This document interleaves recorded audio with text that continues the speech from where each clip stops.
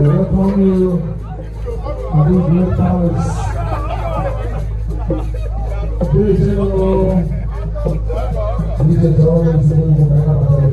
On the Uke. Aha wana bata ndị ọgọ. Ndị ọgọ Chinedu.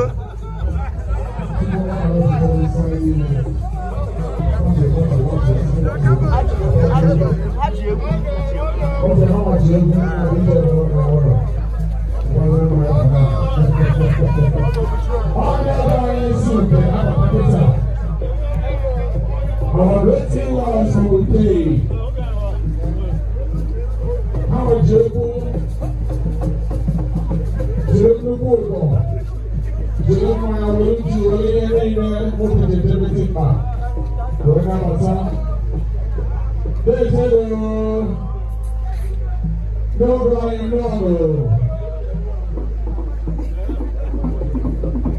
What's up, brother? What's up, brother?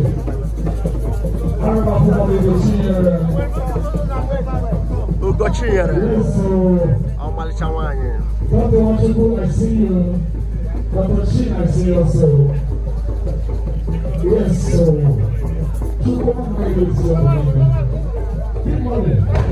I greet you. Thank you. All right.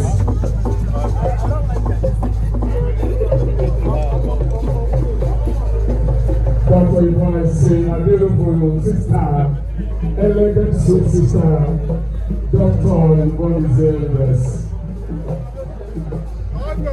Thank you. Yeah, I see all of you. We have it all. Dr. Victor Wachuboko, Dr. Chinedoko, Dr. Yvonne. Watch your back, please. We have them all doctors, and our wives also doctors. Our beautiful pretty wives. Wow, this is lovely, this is good. We have them all. No guy is UK. No,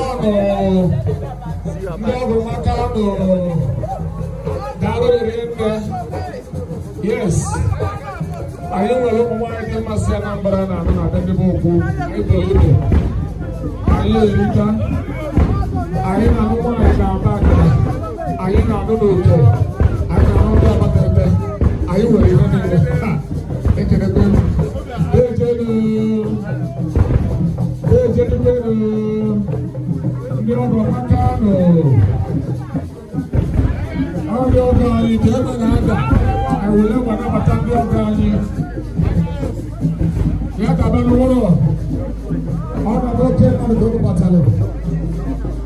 Welcome.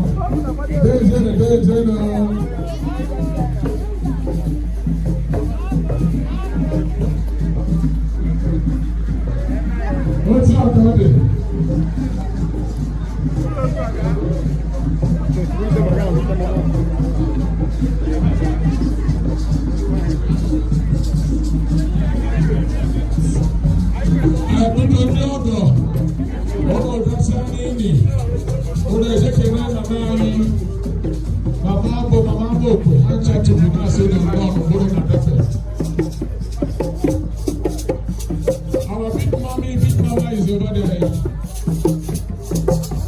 Our great Lord, we were the second. Yes. You know, as I come, Mama, go cheer. All the Mama to the Pelona Campus. I was the man who can find. No. You don't go I ain't alone, no.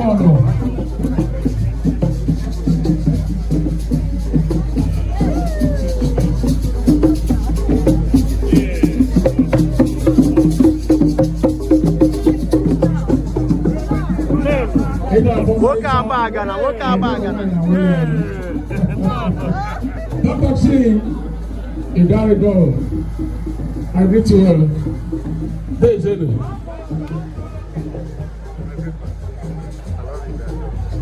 Welcome.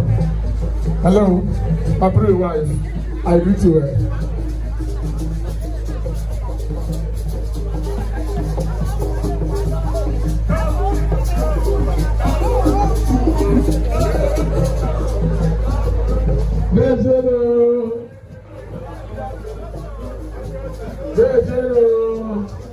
Only organized Uke, Anambra State. Okay. Abia Likene.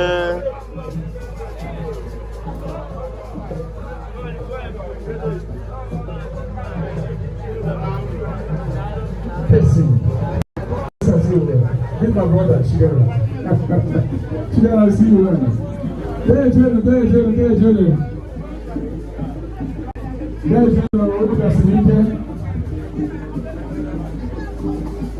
open for gathering MC Solomon great to okay. Your guy, Kodazia, for we launch Zibo. I know seven no.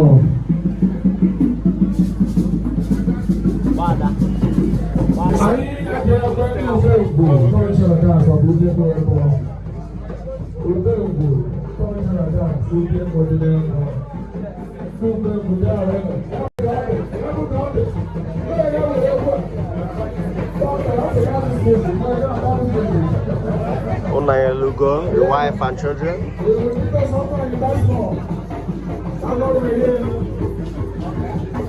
Beautiful moments.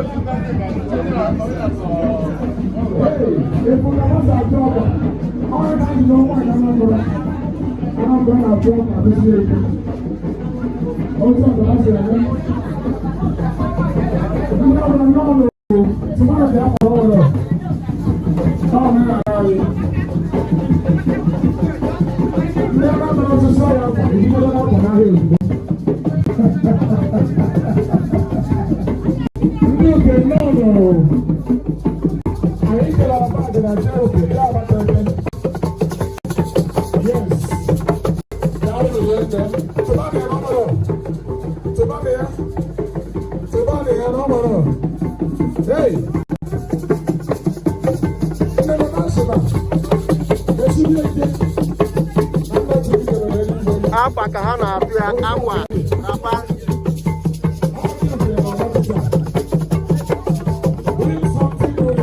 oh we are okay.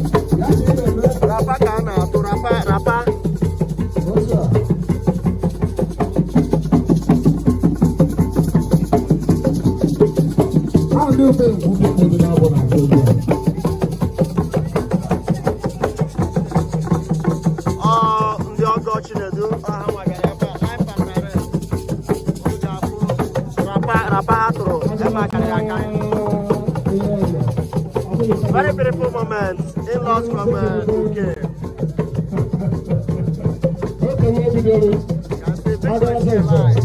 I agree with you. Okay. Thank you so much.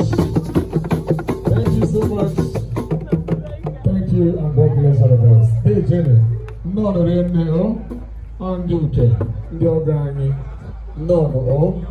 Because I have for choosing. Guy from Abor, Sapi, Chief, Peter, Ukwu.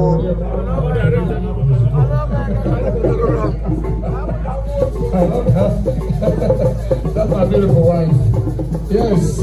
I know Canadian Suramo TV life updates. I know na Bendable family. Ndo Uke Biaro Aqua Ogo. Inanya Ifukosha photo. I know Canadian. Why I had why Katata Shagana Nanya.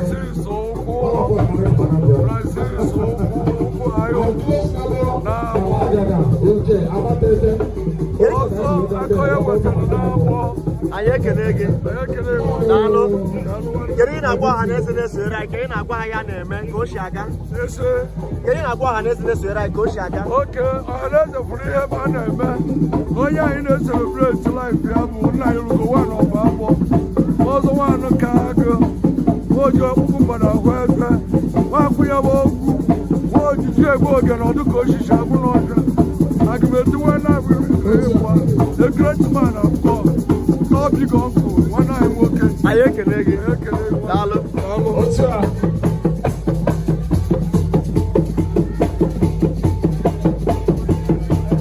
I'm up with the band. Okay, we go to the inside. We go down by all of the gallery.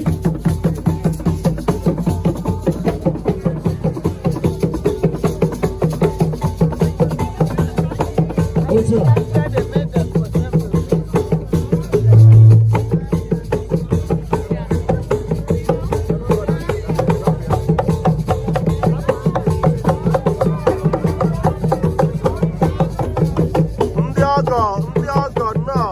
On the way from Uke.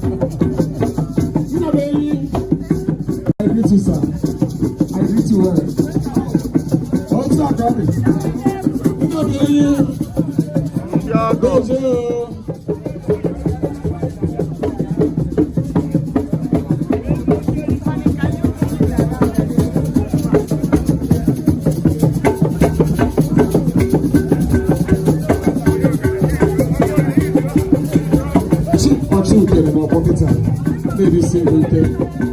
How cheap or Uke? Uke Mbado. Or Uke on where? I don't understand. What's your problem? Come look at it, come on, there you go. You tell her why. Why? I like it again. Hello.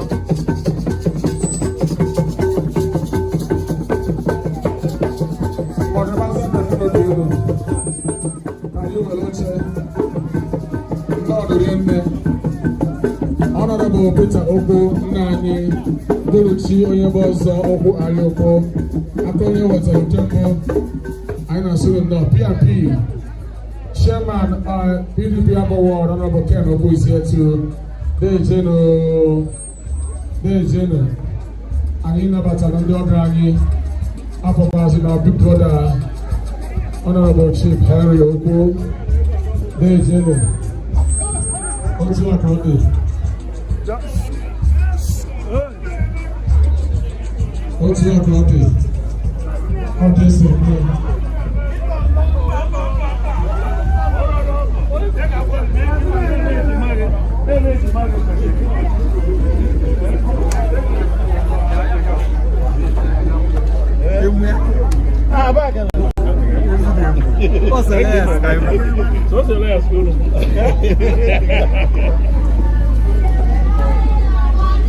Candy condolence biacha. The block rosary abiago.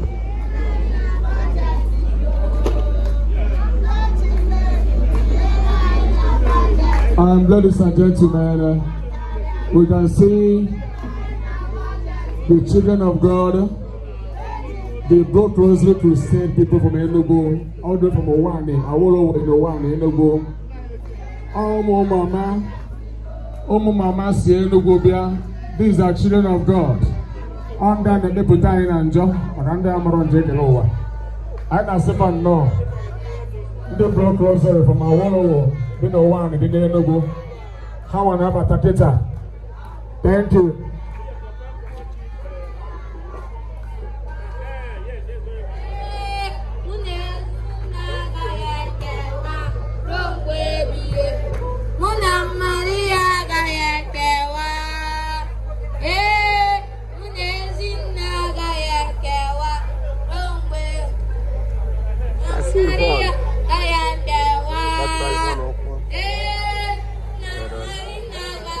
She do is here live.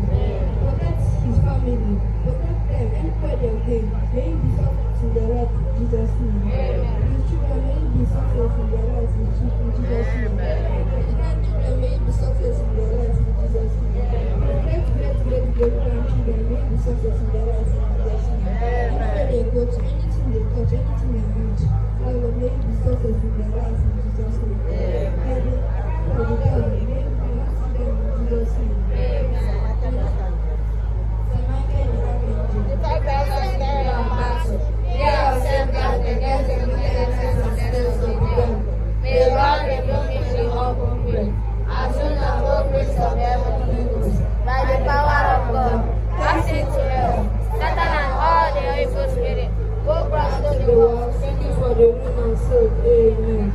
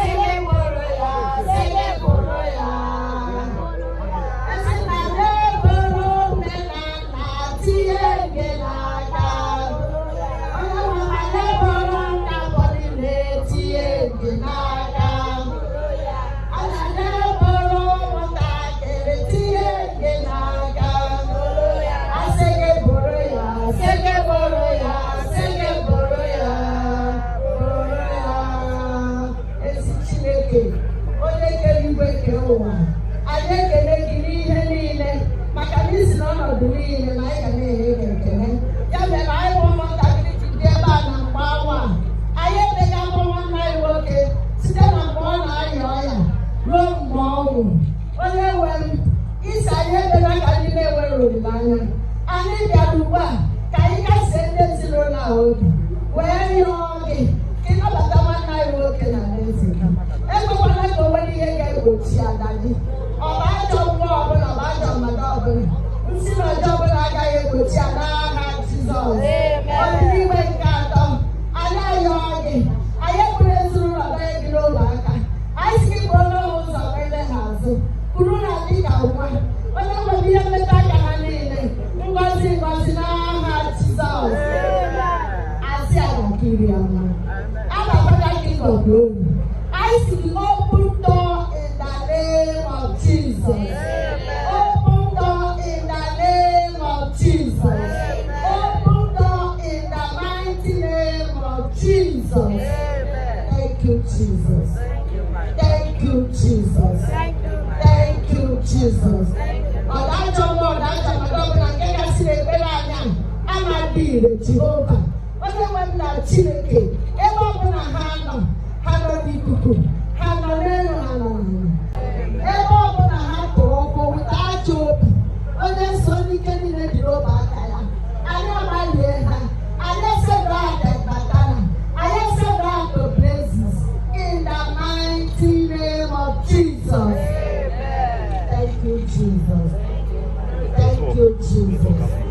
Thank you, Jesus. Anyị ekpuchi ekpere ya n'ọbara Jesus. Jesus. Let the blood of Jesus protect and guide us in the name of Jesus.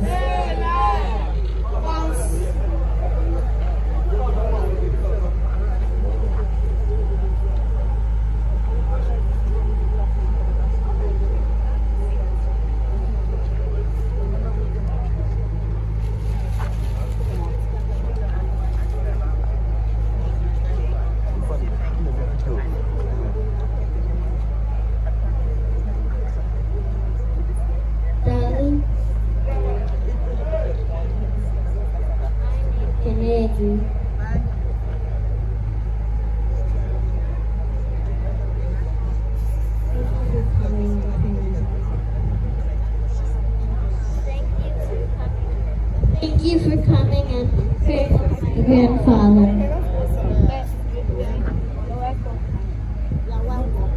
That he was, my grandpa was a great man and he was very kind and respectful to anyone who knows.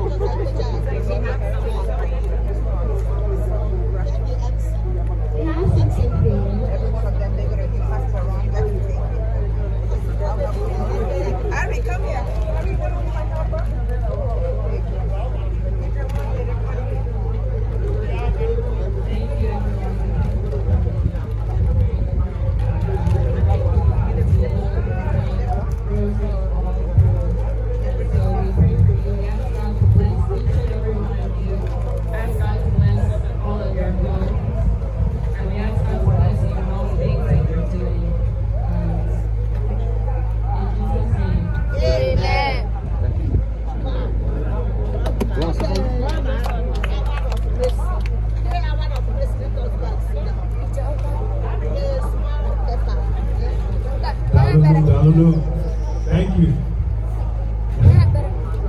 Yeah, I want to thank everyone for coming. Thank you to the Lonzo family. We welcome you.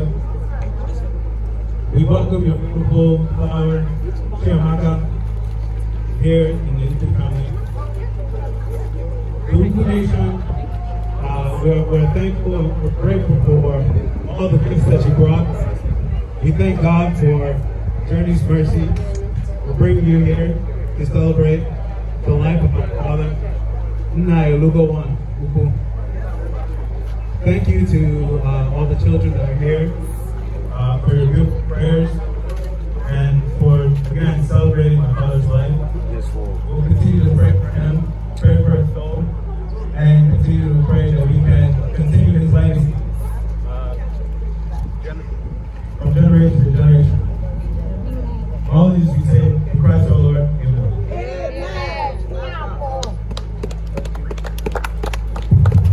Okay, thank you so much.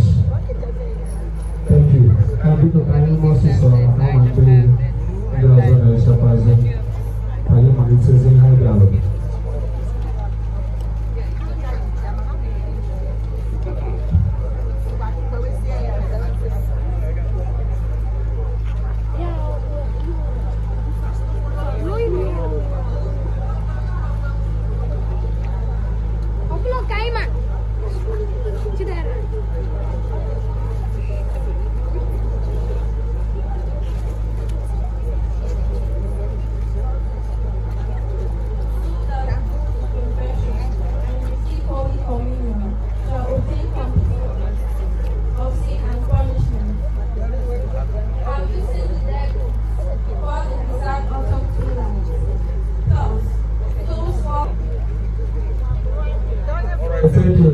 Thank you.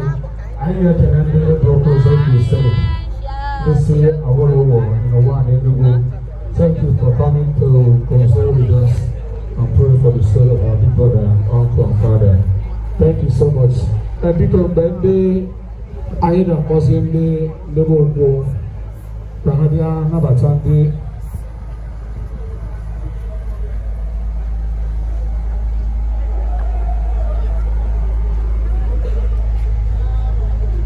Okay, DJ, you go down here, go. You go down here, go down.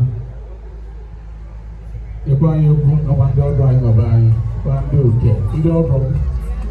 I'm not a person. Do problem. Yes.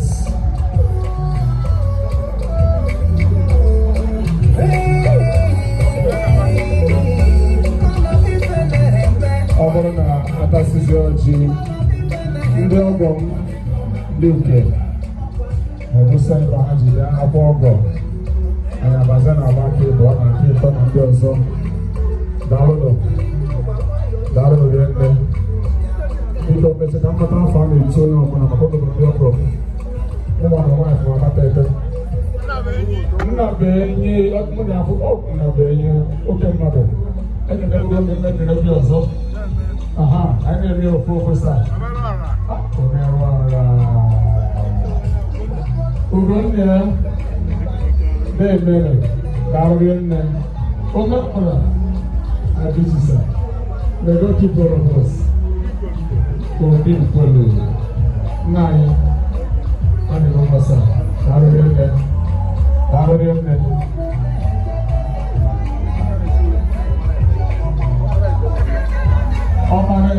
dia, orang yang boleh bisa rasa. Orang yang dia. I love that name. Thank you.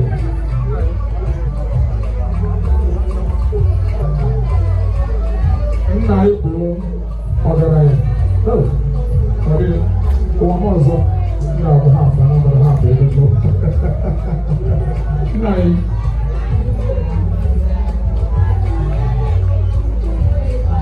Ndị obodo anyị, ọrụ na-eyi ihe ọrụ ọhụrụ mgbe ọ bụ nwanne m nwoke.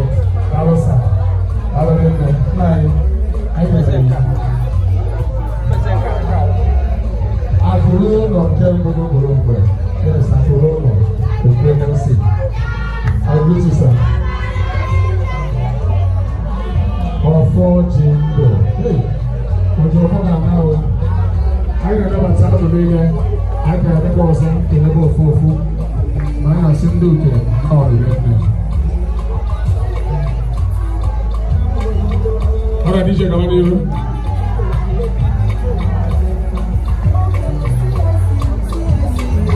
Actually, baby, they go and you can do it. No way, we have a special number for our late brother, Nnayorugo. A tribute to our great brother and uncle and father. Special number for him. His legacy. Yes, sir.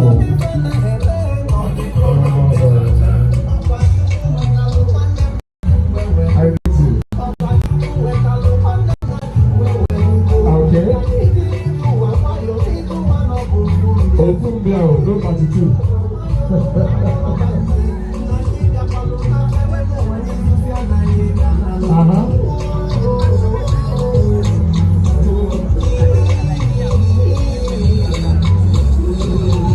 They proposing to sing a wall of one in the world, not of them.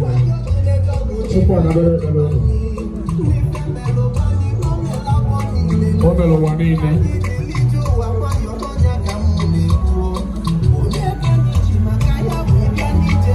I'm a so, they say in the other. Joe Bob will be to speak.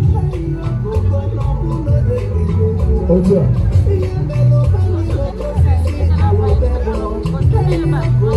Okay, so sit down.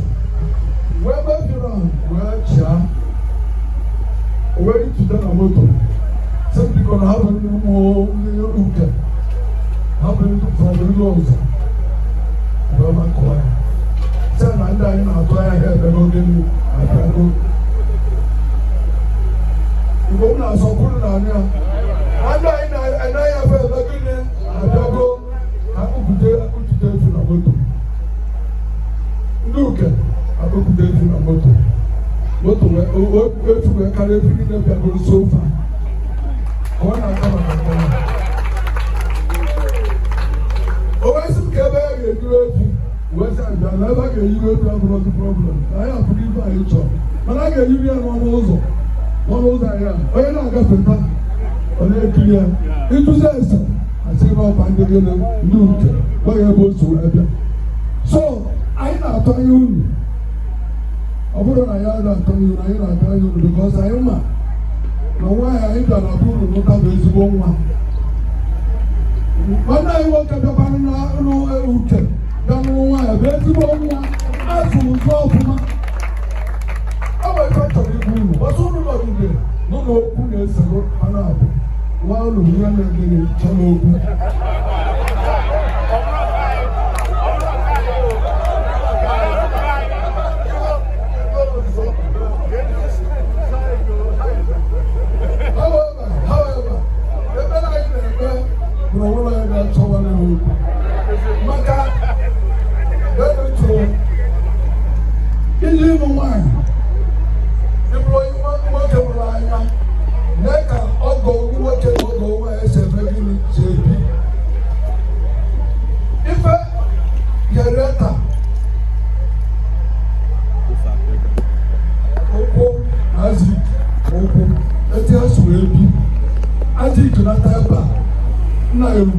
ọ bụrụ na nwunye soro nata Ugochi nyere ife ọ ga na-agwa anyị ya ga-anaba ya marakwa ka nwaanyị a si ebi anyị si ọ na-ayị ahụ ka anyị gbaa ya na fon ịkpọzi ya na fon ọ sịrị biko di ya natawazie 2 days ka ọ nọba ọ na-eduzi eze ka ọ natawa anụ nwanne anyị nwoke bụ nna ya Ugo ọ na-anọ ọtụtụ ụmụ ozi na Amerịka ọ ga-anatarịrị ebe a ọ na-aranụ na hotel ọ nata ahụ n'ala Igbo ọ na-anata ebe a ọrụ ana anyị ncha ga-anọ ụratụwazie ya omepere ọ na-aba kemgbe di ya nwụrụ Bereta ọkwụrụfụ ka Chineke si wee were omume nye n'obi ọ na-eme ife niile ọkpọọ Lagos ọkpọọ Abuja ọkpọọ Enugu ebe a ọma ka anyị si agbado anyị na-ekele Chukwu ife ọbụla merụ n'ụwa bọsa mụrụ mmadụ ka a mụrụ mbọsị ọ ga-emegide ahụ Chineke ekpegide ya o nwere ụdị ekpere ị ga-emegide bọsa anyị Chineke si n'ọgụwa you must go kama na ihe nduzi n'ụwa bụ ọ bụrụ na enyi igwe dị ọ bụrụ ọzọ anyị ma onye na-eme ọfụma ọ bụrụ anyị ma anyị na-eme njọ oruzi ebe ahụ ya na Chineke emegide ekele ya so ebere anyị na-eme bụ na ha ga-amụta nwoke mụta nwaanyị anụ ha na-amụta nwaanyị Abor ga-anụ ya Abor ga-anụ university Abor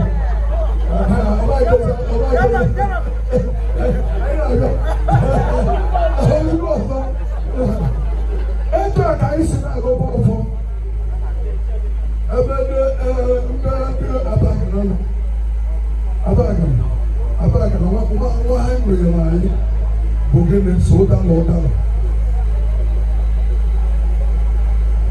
ndị Abagana nke megịrị ezu ụdala so anyị agbago ndị ọrụ anyị Abagana ọ bụghị na nwa ọzọ ha mụpụtara totegolu kọtụ Abor ma anụ nwaanyị anyị na-anụ nwaanyị ọfụma anyị ga-emere nwaanyị gaa mana nwaanyị adịghị emekwala anyị gịnị maka for 200 years ebe ahụ nọ ife na-achị obodo prince unu na-anya ebe a ndị ọzọ ndị be anyị na-eyi ọzọ ofu ebe unu na-anya ebe a ndị ọzọ eyiri ebe a more than 20 ndị chịrị ezigbo ọzọ ọzọ ọ ga-elulu ndị oriri ọzọ ọzọ ga-eji ọzọ n'oge anyị niile na-abịa so anyị abụrụ ndị a na-ajụ ese na abụọ ebe ọbụla ma nwoke ma nwaanyị ịjụ ese asị gị ebe ijere bụ gịnị ezigbo ije ọ ije mmiri ka anyị na-ekele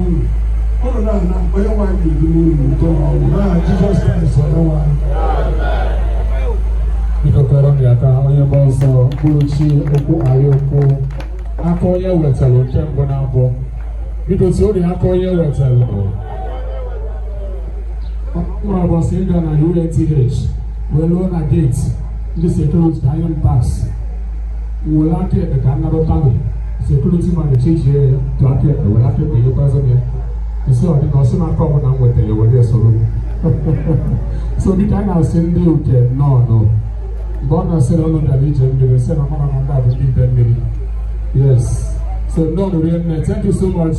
And we come and see how about IG and I know something. And maybe also go. Thank you, DJ.